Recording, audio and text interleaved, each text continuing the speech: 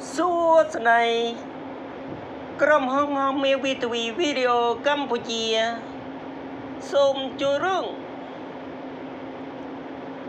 អាកំបាំងផែនទីអង្គហត្ថទឹកកកខ្មៅដឹកនាំរឿងនឹងបញ្ចូលសម្លេងដល់ក្រុមហ៊ុនមេវីទ្វីវីដេអូកម្ពុជាយើងខ្ញុំសូមថ្លែងអំណរគុណយ៉ាងជ្រាលជ្រៅរបស់លោកស្រីនាងកញ្ញាដែលបានយកចិត្តទុកដាក់តាមដានការផ្សាយរបស់យើងខ្ញុំ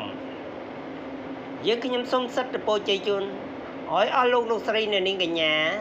ជួបតែសុភមង្គលគប់ទិវីរាត្រីហើយក្រុមហ៊ុនហងមីវីទ្វីវីដេអូកម្ពុជាយើងខ្ញុំ